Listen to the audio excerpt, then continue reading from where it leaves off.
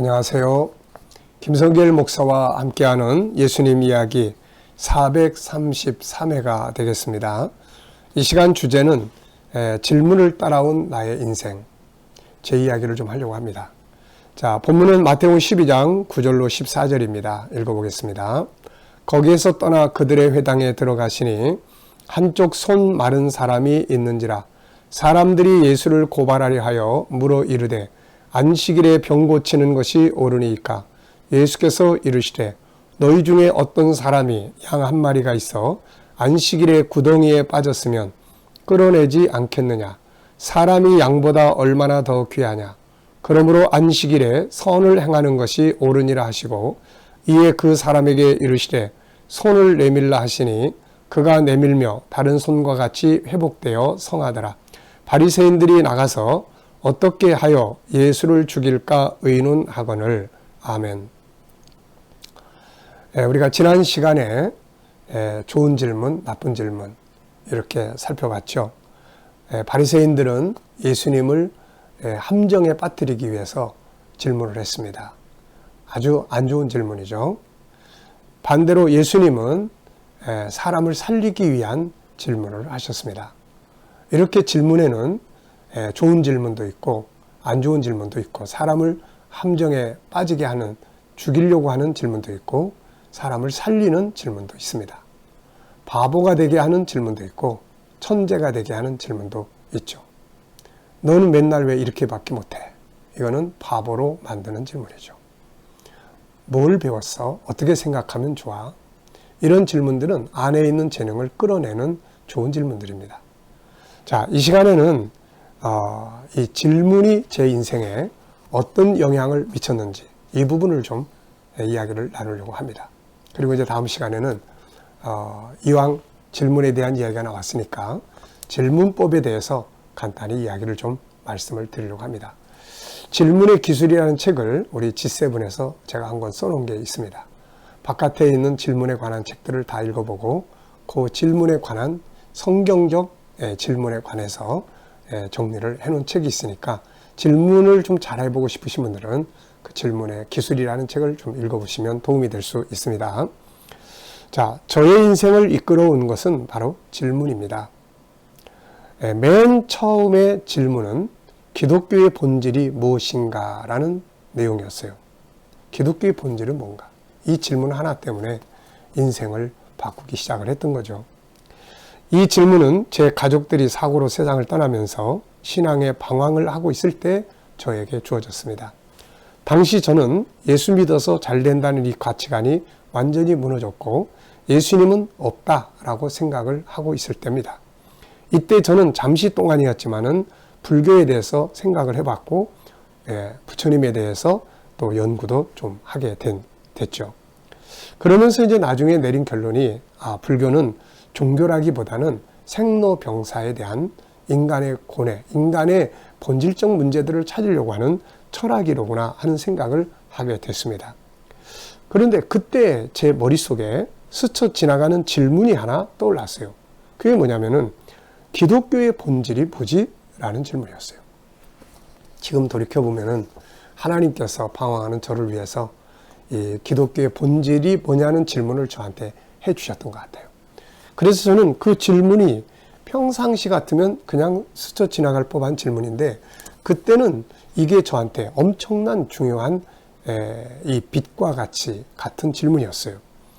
그래서 모태신앙이었던 저는 한 번도 기독교의 본질이 뭔가 생각해 보지 않고 그냥 태어나면서부터 교회 생활이 시작되었고 이것이 기독교였습니다. 열심히 봉사하고 헌신하면 하나님이 축복하시는 기본적인 신앙을 가지고 살았던 거죠. 그러다가 가족들이 교통사고로 세상 떠나고 어머니가 교회 가시다가 사고로 세상 떠나면서 그동안 가졌던 신앙이 다 무너졌고 결국 하나님은 없다라는 생각까지 하게 됐던 거죠. 그런데 이때 떠올랐던 것이 바로 기독교의 본질이 무엇인가요? 하나님이 저한테 그냥 방황하는 대로 버려두지 않고 다시 끌어들이기 위해서 이 질문을 주셨던 거죠. 그래서 이때부터 이제 기독교의 본질을 찾기 위해서 성경을 연구하기 시작을 했습니다. 그래서 탄생한 것이 바로 천국운동입니다. 그리고 우리 KDM이라고 하는 단체가 탄생을 하게 됐던 거죠. 이 작은 질문 하나가 정말 엄청난 그런 역사들을 만들게 됐던 것입니다. 기독교의 본질은 세상에 있지 않고 예수님과 천국, 그 중에서도 특히 천국에 있다는 것을 알게 되었고, 나도 어느 땐가 다 죽게 된다는 것, 그리고 죽으면 또 끝나는 게 아니라 하나님 나라에 들어간다는 것, 이런 것들을 이제 구체적으로 알기 시작을 했습니다. 그래서 책들을 쓰기 시작했고, 그리고 천국에 대해서, 이 천국이 너무 좋고 아름답기 때문에 이 천국에 대해서 다큐멘터리 영화까지도 만들게 됐던 것입니다.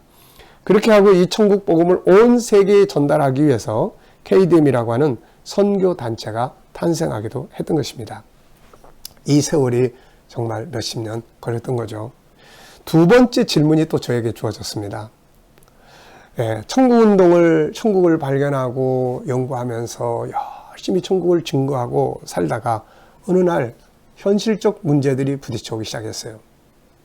가정에서 가족과의 다툼, 집사람하고의 갈등, 또 다툼, 또 교회 생활을 잘 하시는 우리 교인들의, 성도들의 가정에서의 부부지간의 갈등 문제들, 막 이런 것들을 부딪히기 시작을 했습니다. 그러면서 제 안에 질문이 하나 던져졌어요. 천국인들의 삶이라는 게 과연 어떠해야 되는가라는 질문이었습니다.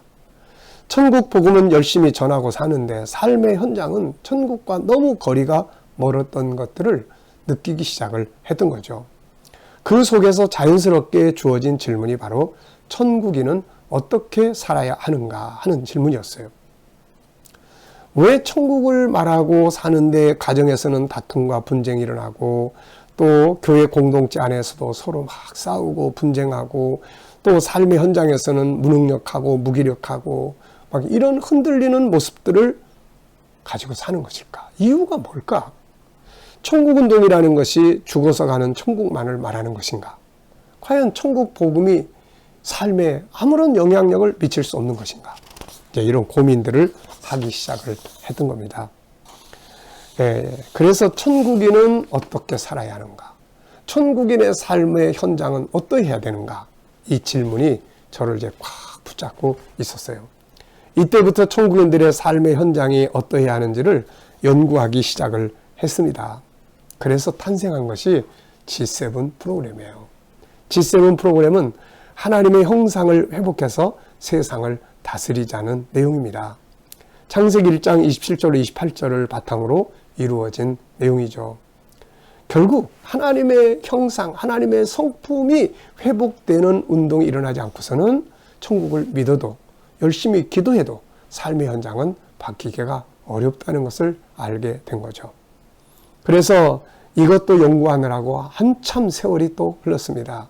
그래서 이 G7, 요 나온 책만 44권을 이제 쓰게 됐죠. 그러면서 이제 이 책들을 쓰려고 하다 보니까 자연히 또 세상에 많은 책들을 보게 되잖아요.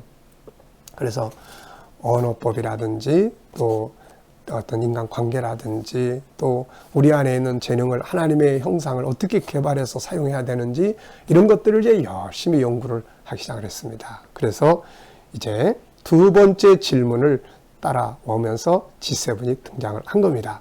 이 세월이 몇십 년이 걸린 거죠. 이게 40년 가까운 세월이 흘렀습니다. 그리고 이제 근래에 와서 이제 고민이 또 생겼죠.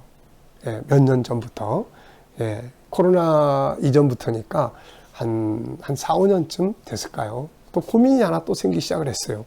그게 뭡니까? 그것은 두 가지였어요. 하나는 천국운동과 G7 운동이 어떻게 공부로 끝나지 않고 매일매일의 삶 속에서 역동성 있게 살아 움직일 수 있게 할 수 있을까? 왜냐하면은 그동안에 많은 사람들을 가르쳐서 수료증을 주고 또 공부시켜서 가르치고 했는데 수료증 받으면 다 끝나버리고 현실은 또 아니란 말이죠.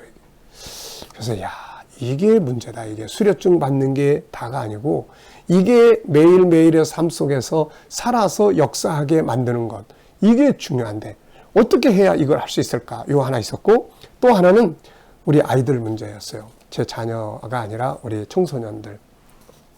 한 40년 목회를 하다 보니까 이 교회에 와가지고 태어나거나 또 결혼을 해서 자녀를 낳아서 기르고 성장하는 아이들을 많이 봤잖아요. 그러면서 이제 그 아이들의 어린 시절, 청소년 시절, 청년 시절, 결혼하고 세상에서 살아가는 삶의 모습들을 이렇게 지켜보면서 안타까운 마음들이 좀 많이 들었어요. 이 세상 앞에 어떤 때는 무기력하고, 어떤 때는 아예 떠나버리고, 어떤 때는 방황하고, 그런 것들이 이제 저한테 고민이 되기 시작을 했습니다. 그래서 어떻게 하면 신앙이 삶을 통치할 수 있을까? 어떻게 하면 하나님이 주신 재능들을 찾아서 세상을 다스리는 능력 있는 사람으로 만들 수 있을까? 그래서 이제 모델을 다니엘로 정하고, 다니엘은 영성이 삶을 현장을 통치했잖아요. 10배나 뛰어난 지혜, 맡은 일을 능력 있게 해서 왕들이 다 그를 좋아하고 총애하고, 어떻게 이런 사람을 만들 수 있을까? 이 문제를 고민하기 시작을 했습니다. 이게 이제 저한테 질문이 그렇게 된 거예요. 그래가지고 이제 어떻게 공부로 끝나지 않고 이 천국운동 G7이 살아서 역동성 있게 매일매일의 삶 속에서 살아 움직이게 할 수 있을까? 요거 하나. 그리고 우리 자라나는 유치부 어린이들, 청소년들을 어떻게 다니엘처럼 능력 있게 다음 세대를 키워낼 수 있을까? 요거 하나. 그래서 이 두 가지의 질문의 답으로 만들어진 것이 GTS 묵상집입니다.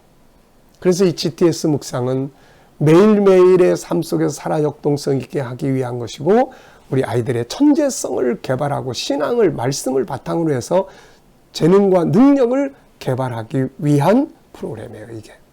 네. 그래서 제가 직접 지금 매주 화요일 날, 목요일 날 저녁 시간에는 7시부터 7시 반까지는 유치부 애들, 또 8시부터 8시 40분까지는 유초등부 애들을 지금 GTS 교육을 하고 있습니다. 한 달에 한 번씩은 이 방법으로 독서 나눔을 갖고, 그리고 이제 이번 주부터 새로운 시도를 시작을 합니다. GTS에 있는 7가지 주제를 가지고 아이들의 학습의 문제를 도와줘 보자. 이게 천재성을 개발하는 시스템이니까 한번 해보자. 그래가지고 몇 명의 아이들을 선발해서 시범적으로 이제 시작을 하게 됩니다. 자, 여러분, 정리해보면 저의 인생은 한마디로 질문을 찾아서 질문을 따라온 인생이에요. 기독교의 본질은 무엇인가? 천국인은 어떻게 살아야 하나? 어떻게 하나님의 나라 천국과 하나님의 형상이 살아서 수료증 받고 끝나는 게 아니라 역동성 있게 매일매일에 움직여 갈 수 있을까? 우리 아이들을 어떻게 다니엘처럼 신앙을 가지고 세상을 다스릴 수 있는 이런 능력의 사람들로 키워갈 수 있을까? 이 질문을 따라서 살아온 세월이 지금 한 4, 50년 되는 것 같습니다. 여러분, 이렇게 질문이라는 것은 정말로 인생을 변화시키고 숨겨진 것들을 찾아내는 보물의 키예요. 그래서 많이 질문 훈련들 하시기 바랍니다. 바리새인들은 사람을 정죄하는 질문을 했고, 주님은 사람을 살리는 질문을 했습니다.